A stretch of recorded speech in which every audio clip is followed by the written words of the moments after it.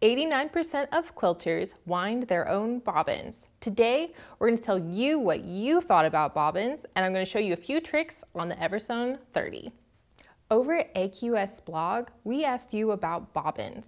If you want to see the results and follow along, you can click that down in the description.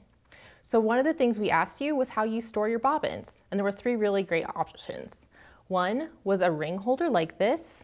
I like these because I can put my empties and my full bobbins just all there together, and I can see exactly what I've got at all times.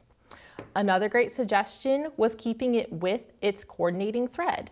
I think that's really great because then anytime you want that particular thread, that bobbin's right there ready to go and sew. And the other option is definitely getting the job done, but you're just kind of putting them in the drawer, putting them in a baggie.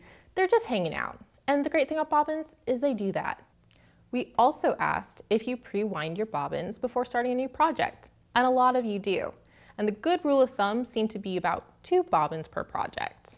We asked whether you match your top thread to your bobbin thread, and over 70% of you said that you match, but a bunch of you also keep a neutral in the bobbin at all times, or do both depending on the project.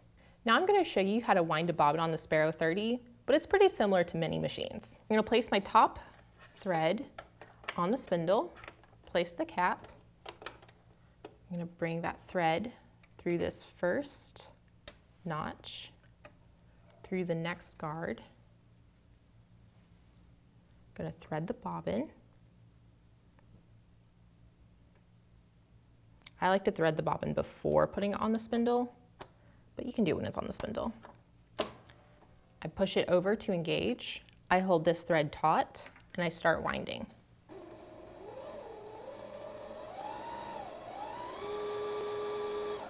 Once I've gotten a few rounds on there, I go ahead and trim. And I just keep winding. When your bobbin gets full, it'll automatically stop winding and you can take it off the spindle. So to thread the bobbin, I'm going to remove the plate.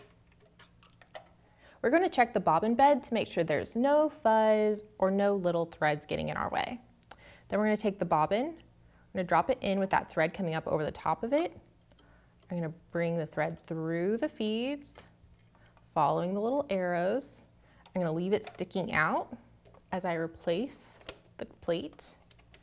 Then I'm ready to take my top thread, drop my needle down and up, and I can pull this up.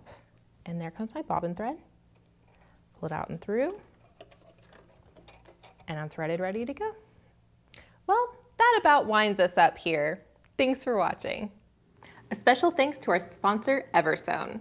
I love this machine, and if you'd like to get one too, check out shopaqs.com. Members always get 20% off, and you can get additional savings by using the code down in the description.